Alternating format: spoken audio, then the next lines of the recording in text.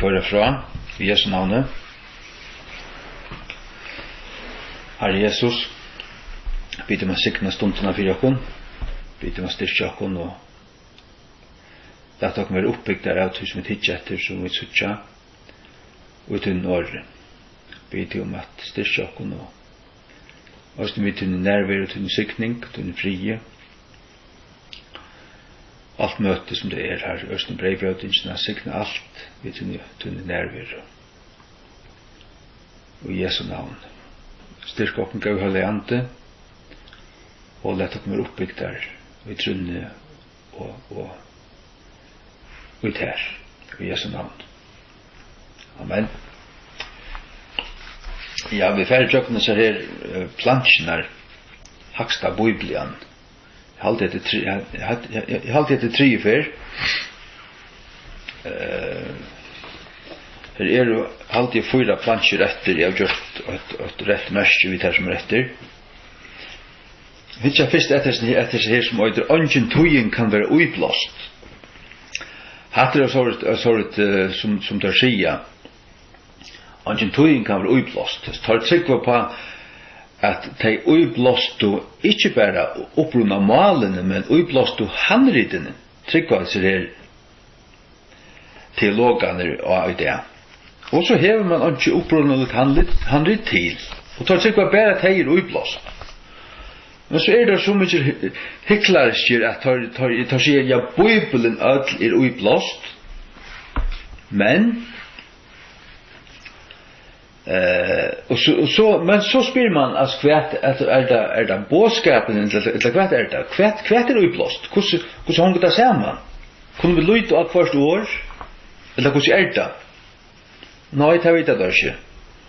Og så halder det til at det som vi tar det at det strøyt med til negva versjoner. At du måste ha alle versjoner, så har du Guds år, at det finnes Guds år ui her.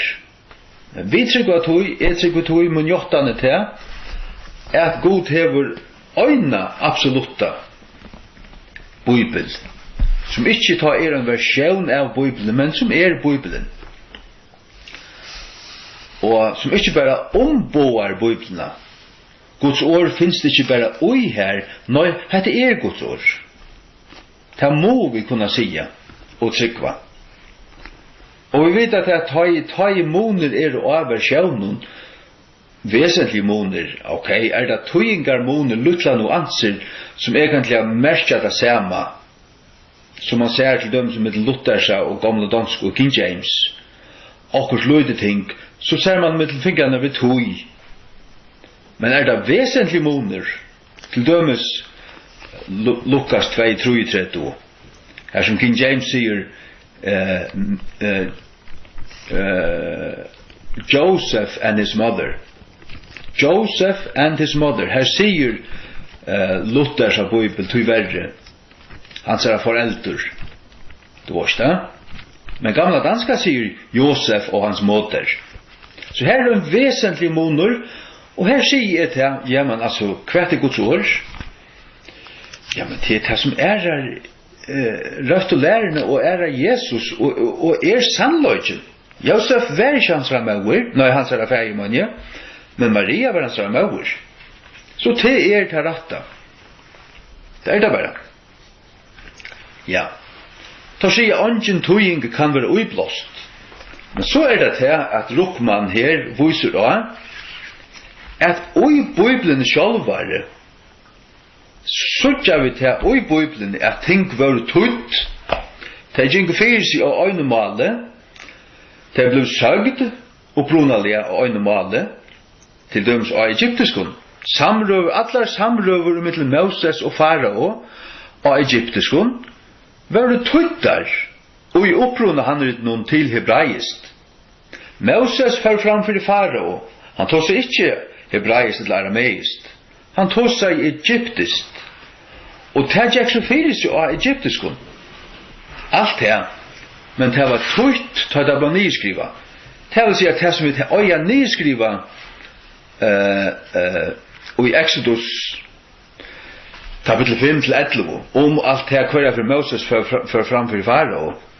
Det tøyingar Så det usar själva motstruer här falsko jottan jotam att ungen tuin kan vara uppblåst. Nummer 2 här. Lagskipaner Artaxerxesar och Dariusar var tuingar och tercha Nebukadnessar. Här har vi Daniel 3:29, Daniel 6:25 och Ester 8:8-13. Alltså Artaxerxes han skriver en lagskipan. Hon var skriva av persiskum etla varda ja. Og ta Darius og Nebukadnessar. Men det var tutt ta det var skriva i skrifterna. Det var tutt til hebraiskt fra en normal. 3 her.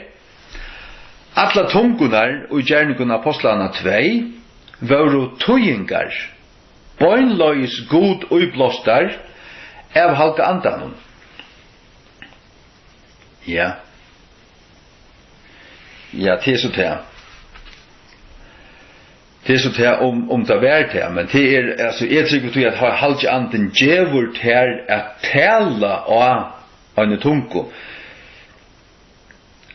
Att tälla och en tunko totalar runt faktiskt vi tog en tunko och ett annat mal som du inte dår. Att det är sjående en baptister som Luckman inte anade så för. Samma jävligt tog. Vi hittar på nummer 4, vi äta fisken vi spudda bøynen ut som man alltid må gjøre. Fløyre enn 4. vers og i opprunde handriten i Gasseion og i Nya Testamentet var tøyingar ur hebraiskon til grikst.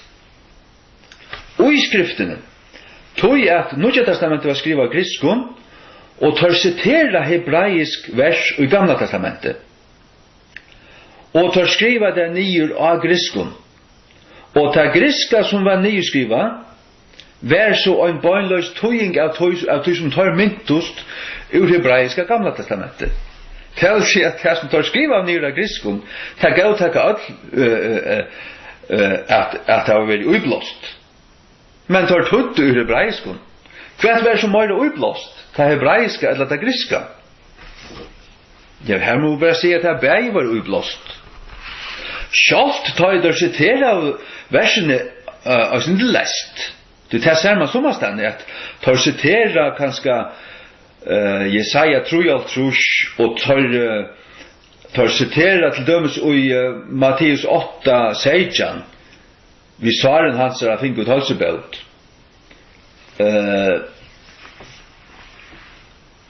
eller sommarstående jeg var ikke akkurat her men sommarstående ser man til at sitatet av synder i flattest det er lykkes som teker sammen kanskje flere setninger og i ønsetning men det er poenget til bådskapen som tar her letja den da men tar det ble nyskrivet i Nya Testamentet tar det Guds ord og selv om det er sitat av hebraiska Gamla Testamentet og selv om det ikke er åreratt så er det lykkevel Guds ord dømer her som suttje hette henta til Matteus 8:22 2:5 2:6 4:15 9:13 11:20 12:18 og så framvegis.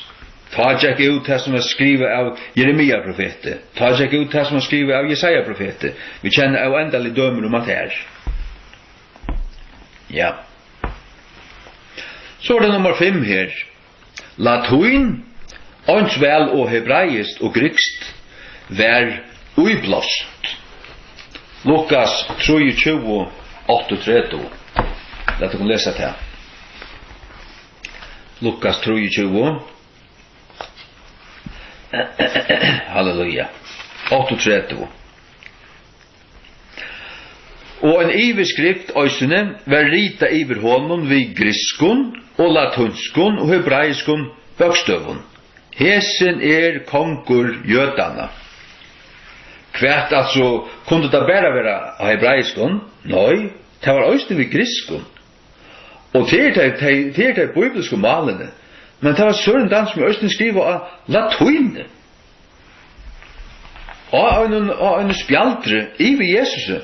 Og her stod, hesen kongur jötana. Altså kunde det stande alla tøyne, sjálvandi det. Og altså kvært, vær det lovligt, sjálvandi det. Tøyer man tøyde det bare.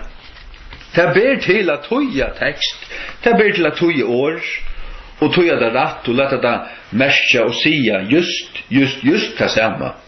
Og det var gjørst her, og det var lykke uiblåst i latuine som det var i griskon, som det var i hebraiskon. Det sier seg sjålt. Så han den her merenreglen sa at hun skåten og skrødd sundru saman, tog at nu tøyer teologiske lærdommer en stor føyd lign.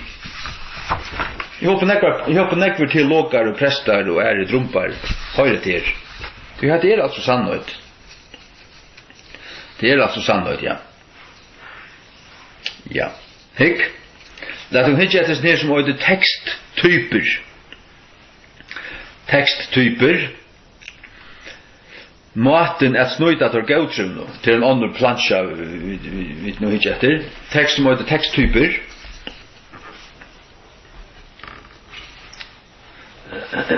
Ja. Jeg vet ikke akkurat hva poenget i Hesun. Han har tegnet en høyan kassa til det her nyast her har vi et opprunnet handritene. Så kommer den gamla latunska, og her som han leter kassan ferdig dom, her merker det at her var et løyte synder lagt av træt. Teksten synder fulltigere, onkur år, kanskje onkur setninger her, ut i teksten og Nya Testamentet, som ikke søttene. Det vil si, her akkurat som man rønt faktisk ser var lagt av træt, men som så var det rønt. Gamla Syriak, hon manglar opp ikke litt synder, tog for den kassen innom. Hvis man så hykker etter Sinaiticus og Vatikanus, så det en kasse som innanfyr, tog at det skygga, her manglar en rikva. Hvis vi så fra langt opp, så har vi latunska K og vestara D, hadde teksttyper. Og her stender poiler, her stender vestara teksttyper. Her for nok som negvedom, tror jeg at det har lagt nok som negvatræt her. Og vi tar med teksten. Men så ferdig oppe etter, så har vi gamle latunsko bibelene til St. Patrick og Valdensaren. Det gamle latunsko. Vi sa jo her langt nere at det var den gamle latunska, det en eldre atter. Men den gamle latunska til St. Patrick og Valdensaren, hun kommer ganske fra hans nær, men av syndre øvelse. Så fra langt opp, Coverdale, 1535, så har vi Michaelis, det som forstand den første svenska. Og Wisløy, det en polsk, og livet han halde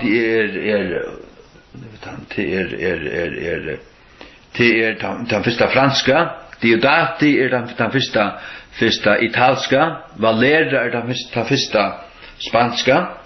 Så kommer det opp til Tyndale, Luther, Matthews, Great Bible, Geneva Bible, og Bishop's Bible, og King James Holy Bible.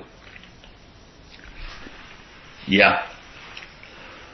Og Ruckman sier til at tar vi komme fram til disse ressurste bibelene her, her stande av Textus Receptus, men jeg tror at det råføres vi alt handrit, så kan det være i onkron vers, i onkron åre, at det fylkja onkrare av snir versjonen, men nystøvan tann, at man tror tog at God hever fingeren vi ötlens ner, og at så sørste versjonen her sånn frukten av reformasjonene, og så kommer den sørste til King James Holy Bible, og det han som fyrer ut at han heimtøye Bretland blir heimsvelde, og så sier man til at vi trykker at God hever haft fingeren, han har stort ötlens ner, kvært over utlete, kvært over lagt av træt, og det som kanskje lagt av træt, King James og imon til kanskje summe Textus Receptus handrit, at vi trykker at vi tar faktisk øyre være her. Så vi vet ikke hvordan opprunna handriten har vært, så vi tar ikke av dem, vi tar grisk handrit, og det lydsende varierende innenfor seg selv, men vi tar også latunsk, vi tar andre handrit, men så kommer at det oppe etter, og vi har så King James til sørst. Ja, halleluja. Det finnes en sannur, skøyrur tekstur, og år våren lagt av træt honom, og tidsen fra honom. King James Biblian omboar en skurgajan tekst. Her god myndar en eklektiskan tekst, som kjentur øynans av eller fyrir honom. Han ikke 100% som majoritetsteksteren, og heldur han 100% Textus Receptus, men han kanskje 95% Textus Receptus, men han tekur ætlit til alt, men stendur ui Textus Receptus, men tekur ætlit til alt det som finst av biblioversjonen. Ja. Vi har gjerne en vimersing under det. Vi har gjerne en tekst, familie og flokkanarskipan. Halda tørse kunna gjeva virkjenning til Alexandrisk handrit, fyrir allar til rattingar, fyrir allar rattar lesihatter og syriske handritene. Hetta skal fyrir tøymon gjer allar syriske lesihatter ikkje rattar, tar ikkje samstemma vi Alexandrium. Hetta kallar vi fyrir eit alexandrist forheksande giklara triks, og falla ikkje fyrir du. Altså, tar gjerra alexandriske handriten til standard, og døma syrisk handrit ut fra trimon velvarvotun gamlun gnostiskun alexandriskun handritun. Og sier til at hvis nekkar bryter fra og King James fra tøymon, og så det ikke rett. Nei, det akkurat omvendt. Rønt faktisk sannløgjen. Ja.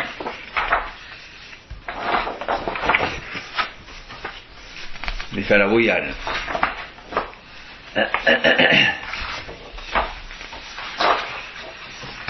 Hikk. Vi færa og hitju på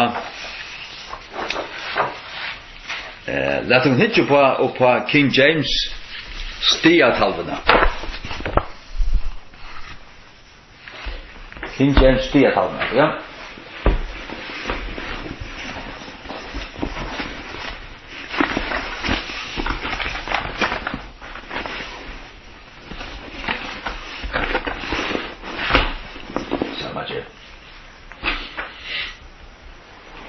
Higg.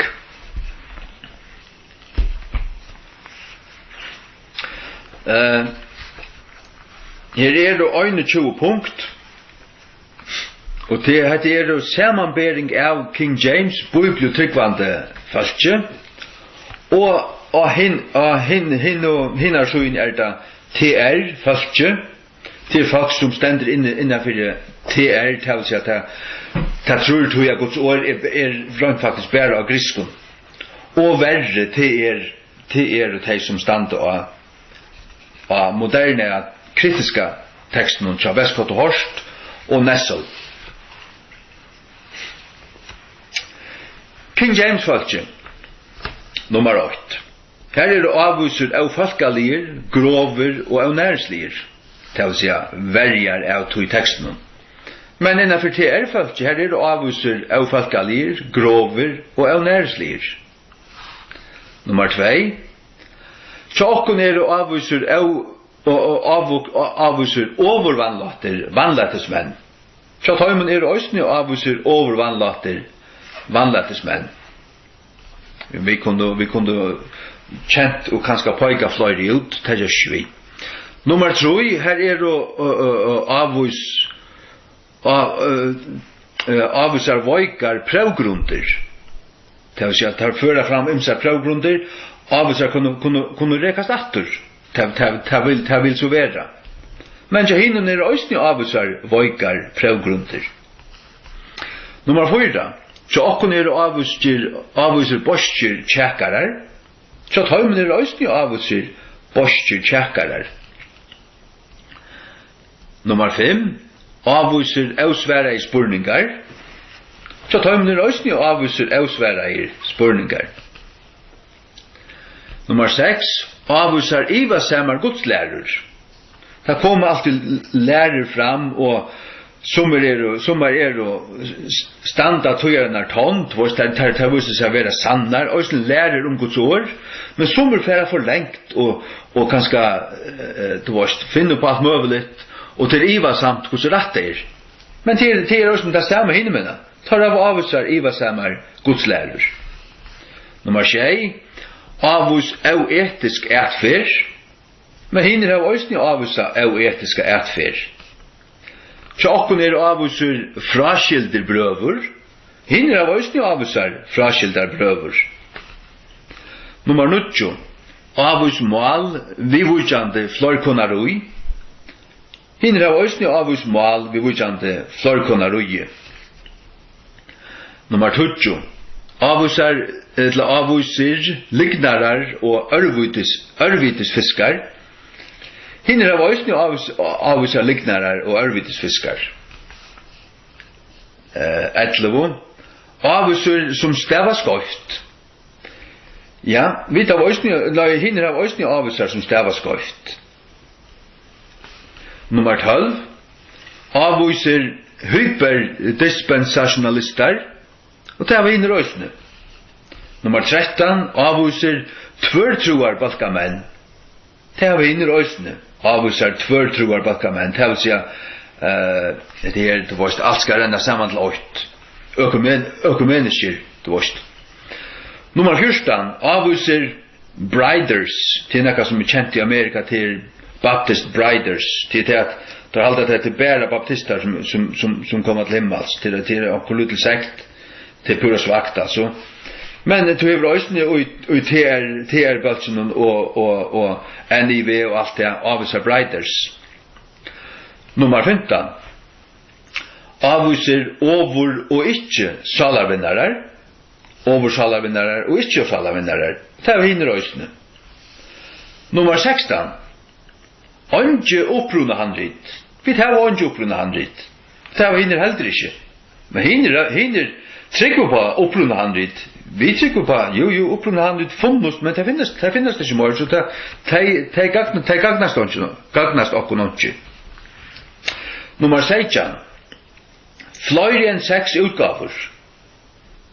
Hinner av òsne fløyre enn 6 utgaver, tar jeg holdt opp til 20 utgaver av Nesselteksten. Og undertøy, frabrygde i stavsetting, det var hinner òsne. Frabrygde i mallæro, det har vi innrøysene. Det vil si at du kan lese 8 vers, du sagt øyne mallæro, og en ærestand i King James Bibelen er kanskje en annen mallæra. Jeg har ikke sett meg noe til akkurat hva det mener vi her, men dette finst.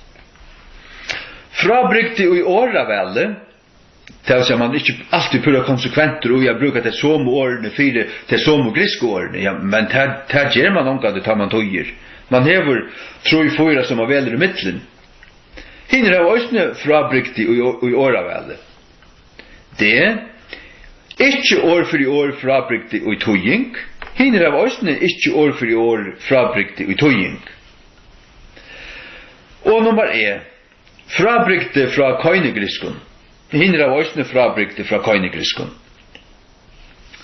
Nummer 8. Søva, lærdomur og mannasier hava ongan myndeløyga. Her kommer moneren. Nu får jeg det til hinner. Hinner sier søva, lærdomur og mannasier er øynaste myndeløygen. For vi tar setta søva og lærdomur, lærde doktorer og mannasier, vi sier og bøker og han sier og tar litt av det opp myndeløygen ut i skriva i årene. Tar trygg vi ikke på at han endelig myndeløygan og ikke skriva i årene. Nummer 9. skriftliga citeringar nok til at avgjera spurningar. Det sier vi. Klarar skriftliga citeringar nok til at avgjera doktrinerar eller godslærliga spurningar. Hva sier hinner? Skriftliga citeringar jo ikke nok til at avgjera spurningar. Tog tar ikke sanner bibli og tryggvante. For det første tar trygg ikke at heva en avfeilbærlige bibel. Det har vi vidt. Her moneren, sagt du. Vi kommer ned etter her. Vi synes alle veiklagene tar lyk og baven leiron, men tar det kommer til året kjalt og trunna av at man hever biblene, tar færre monerne suttjast, og tar litt lærdom, og sier, og søvo, og alt det her, mannfrøye, og falkalufsfrøye, og frøyngar, og frøyer, og pungotsår. Vi hittar til nummer 20. Så okkon, bruka bibels mal og vendingar, og støvmyndande og støvelysande prøvtekster. Det vil si at man finner klarar tekster, klar vers, klar skrift, brott, og i brøven Paulus til dømes og ærastane, som vil si hette orangen til okkon for hisa lærerne her, hette det som vi standa av. Altså vi brukar bibels mal og vendingar, og støvmyndande og støvelysande prøvtekster. Til dømes, for jeg takker dømen om at her,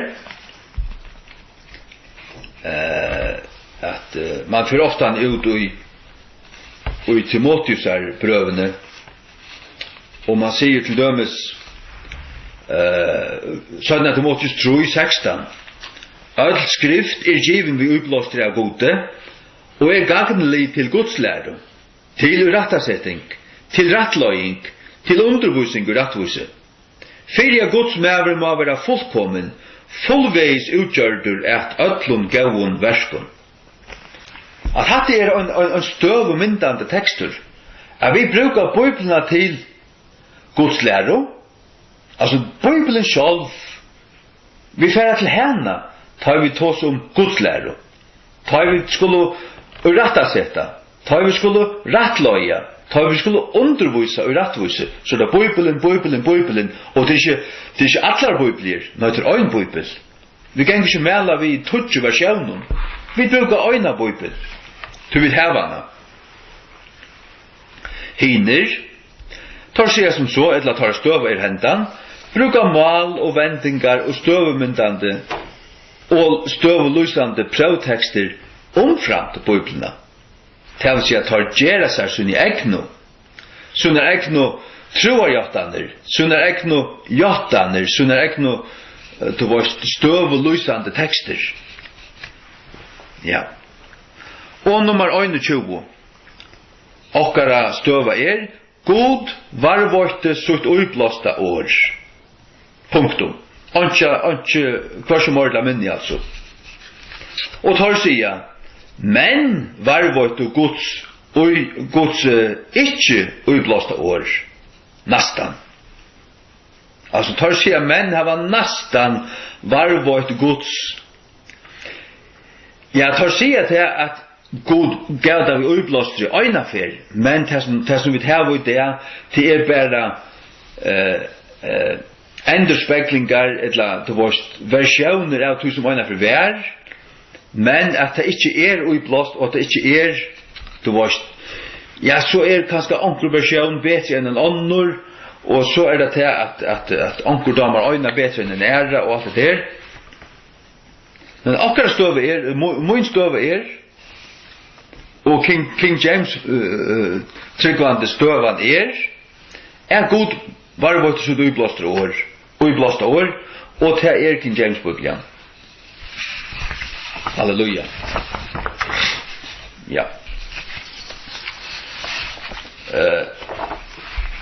Så det at han sørsta plansjan i kvöld, hon han som øyder standardlikner. Standardlikner, jeg halte vi taukus her fyrst og fyr, jeg bare sikker ut til at jeg ikke merker just vi at men vi takkar det atter nu, det gjør ikke.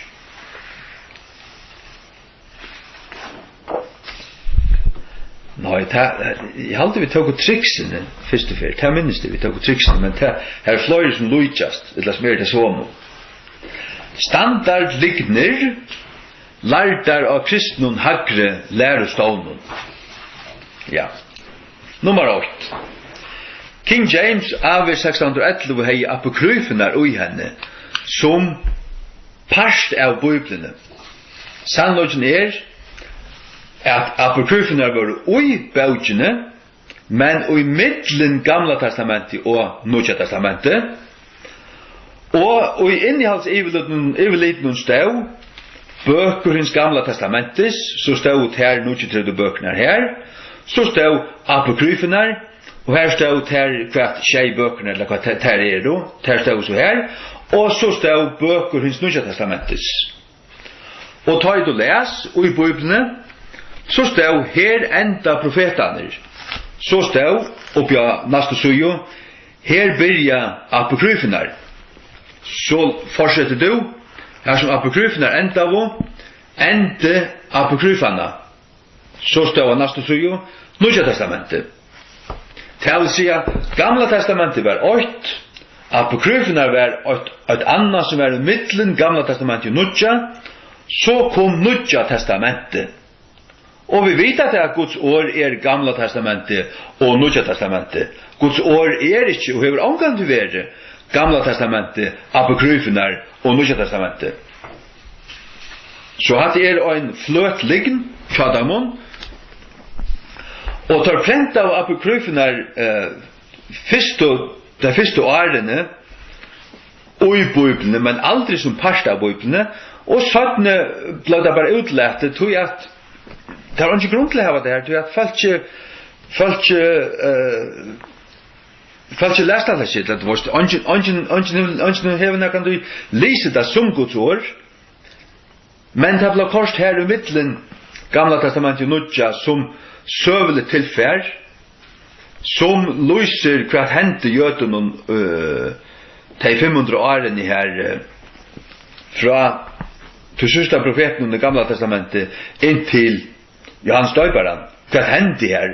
Ta tøyene til var i Babylon. Ja. Nummer 2. Griske teksturin sier. Det finnes ikke som øyder griske tekstur inn i bunden hatte.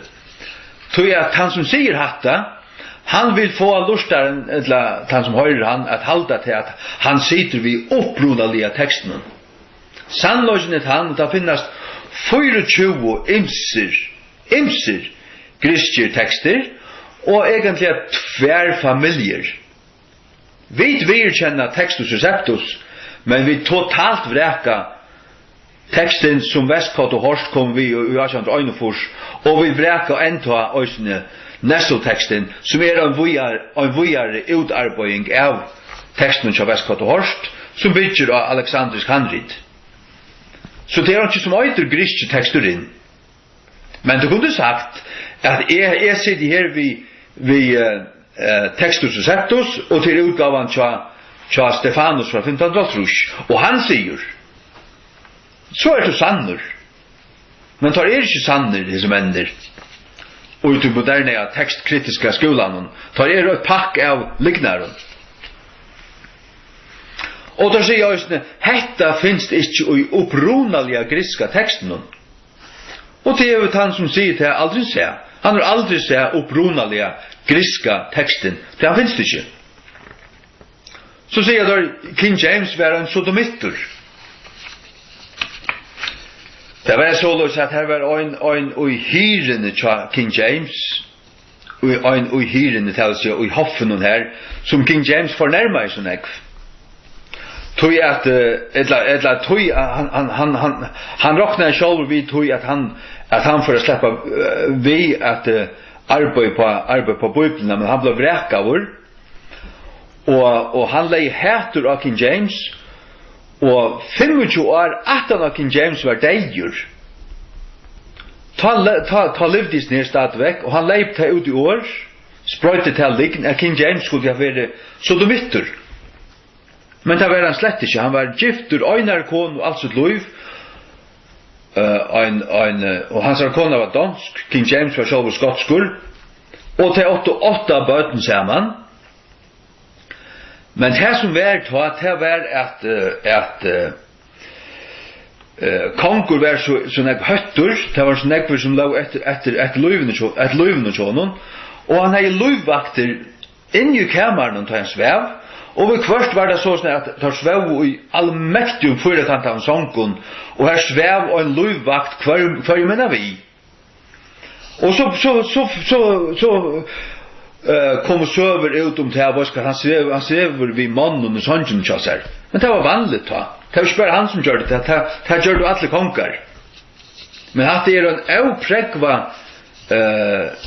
søva, som omgående prekva, og at det bare leisa søver og hatskar søver som kommer ut om han, det passer slett ikke. At det satans av folk som har lidja hatt det ut, eller funnet på at det er sprøyt at det passer ikke. Så sier drøysene nummer 5, du kan ikke lytte av griska tekst Erasmusar, til han ville tilåkna teksten til en pava. Han tilåkna en pava sina første utgave. Jeg minns ikke hvordan paven det var en eller annen det var Leo Tudjende pave, som han tilåkna han skriver til fremst i sin griske utgave at han tilåkna paven teksten. Men paven og pava kyrkja som framløy vreka i Erasmus og sett i hans Nudja Testament og alt som han skriver av svarta lista til öllum tryggvun katolikkun og ta Erasmus døye blei han ikke gjerraver i katolskar kyrkju, han blei gjerraver i protestantiskar kyrkju i Basel i Basel i Holland. Ja. Så at Erasmus var ikke en tryggvur katolikkur. Han var katolikkur, han framgang i ur katolske kyrkjene til at han trodde at han kunne reformera hana innanfra. Det tror Luther øysene, men Luther fører så ut og stående en og nudja kyrkju, Men Erasmus gjør det ikke, men vi gavtak Erasmus til vi sutja til at han hei et satt livande hjärsta og var egentlig en anti-katolikkur selv om han var innenfor katolske kyrkjene. Nummer 6. De eldste handrydene de beste, sier de. Vi sier at nei, det passer i røver ikke. De eldste som man hever i det, de varvått tøyet. De var skrivet av djauraskin og tøyet, at de omgående brukt. De var bare li omkring hitt, og i omkring klostre, øld at han har øld, og de omgående brukt. Guds år, som var brukt av de tryggvande, det var skrivet av papyrus, og papyrus akkurat som papyr som dæble, som aviser vil skrive på. Og det ble brukt, og de elskar til å løse det rundevitt og flutja og var oppe i fjallen og vist ned og fører fra bygd til bygd vi av en skirveslin papyret, det var. Og papyret hever så forsvunnet. Og så har det gjort kopi, 18 kopi. Men prekk vi for okkon fire hver tekster den rette, til at det her vi av kopien vi finner, som i det telja 5600. Mismunande gåmål, som eldre, som yngre. Men prekk vi til at her så lite slupper vi, til lukkjast. Og til at disse handrytene tøyt og finnast av mange malen, og i gamle kopien, og til lukka.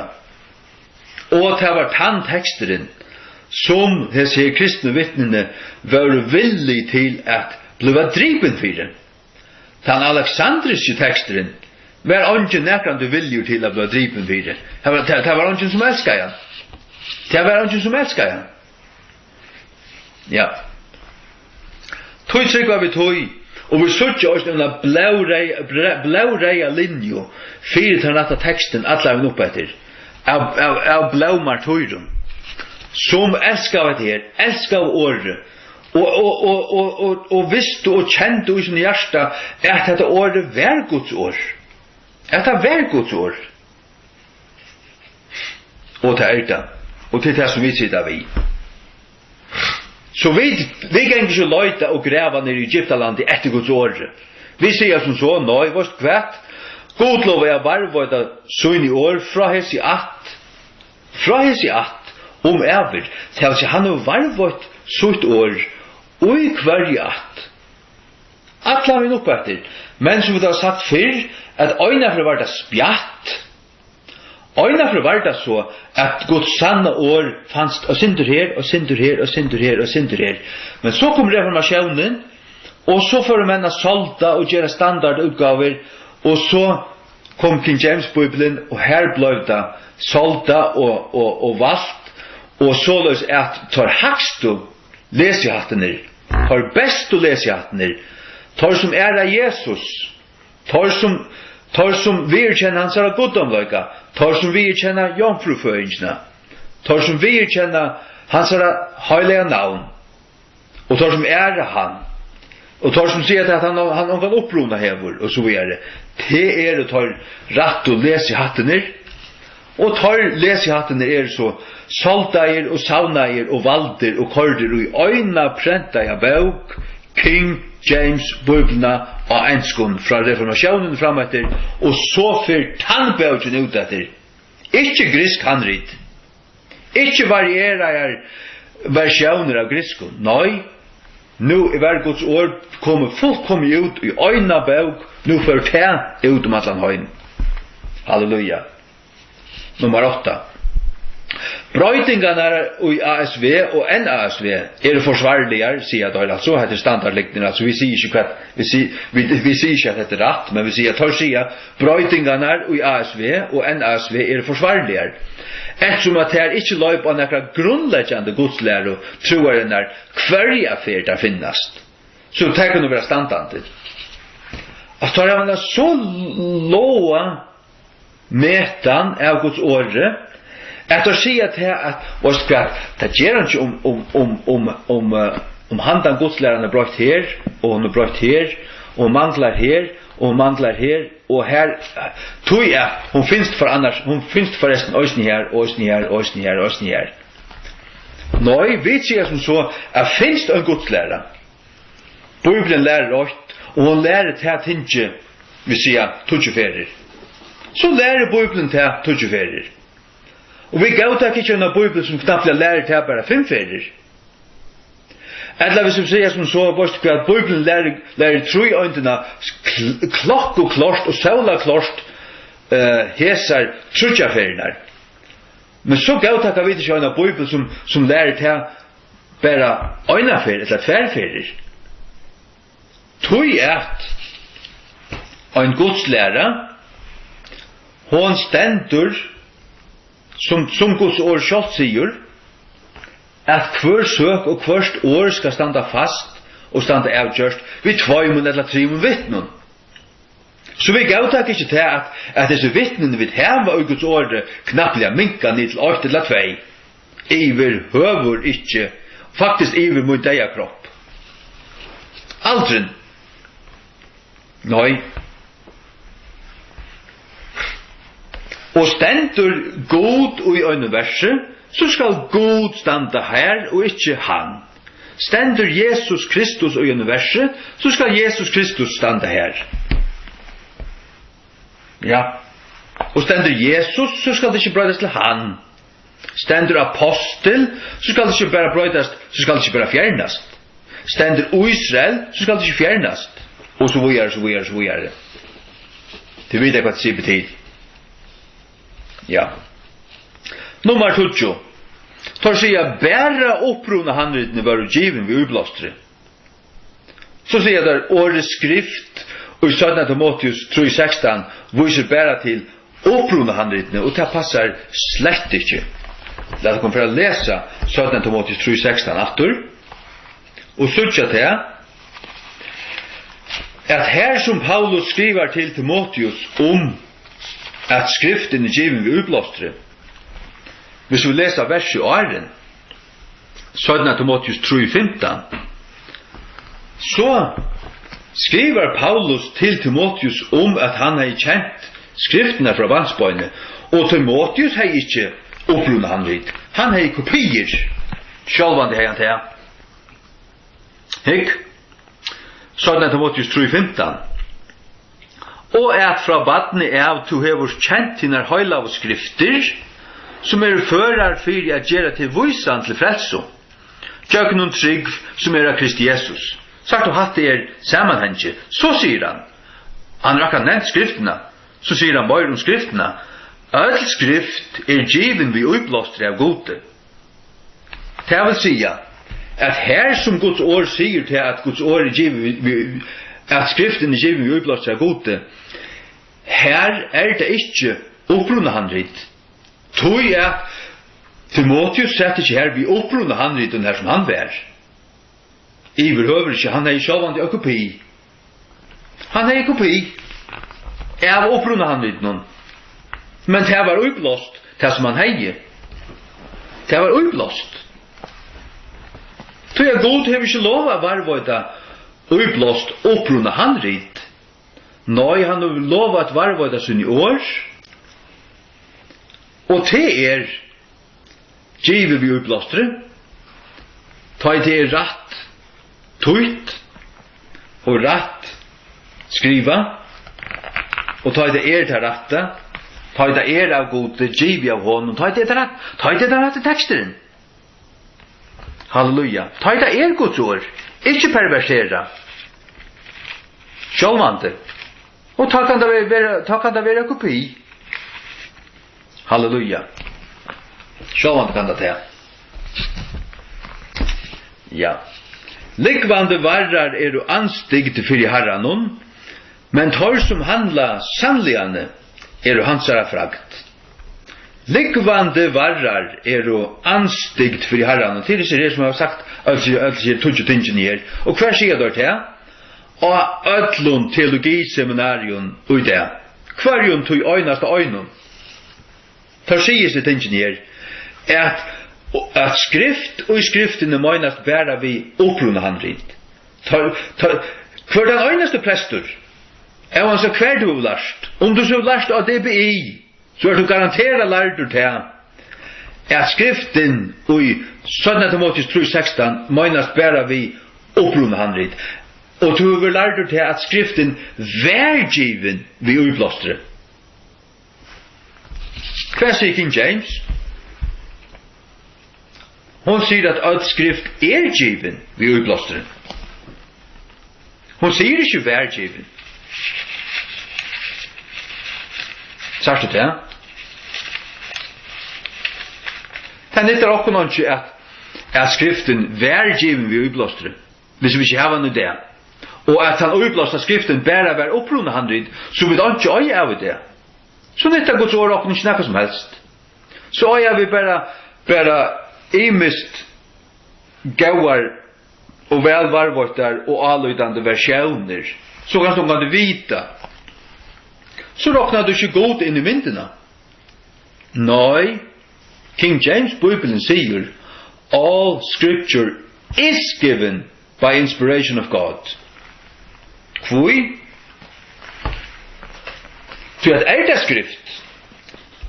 skrift, altså det skriften, så hon uppblåst. Og skriften var given, hon blev given, og ta var den uppblåst. Ta Paulus skriva i, ta Johannes skriva i, ta Peter skriva i, ta var det uppblåst. Men det så varvårt, og det så salta og sortera, og det valgt på sjur, kvært og i skriften. Og det så våre tøyt, og det sitter vi her bønt framme for meg, og det ikke av griskon, det av enskon, det er King James Holy Bible, og jeg lytter av hvert et øyneste 8 år ujane, jeg har skriftene. Hvis du ikke har henne, så tog hun til, så du fattakker til meg sida. Jeg har henne. All scripture is given by inspiration of God and is profitable for doctrine, for reproof, for correction, for instruction in righteousness. Ja. Og hva sier så først King James? Hatt det rett som stender her, sånn det det til. Og hva sier så først King James? Sier hun til at skriften given? Nå hun sier sjåvande at skrift given. Skriften given. Hun given. Og ikke til at hun given, hun given. Og den skriften som given, til kopiet som Timotheus satt vi, hver var Timotheus, og i Efesus. Han satt her ved en kopi av skriftene, øysene brøven Paulus her, og det var rett avskriva, det var Guds ord, det var en kopi som han hei her. Tog jeg tar gjør det da omhyggjulige, tar gjør det da varlige.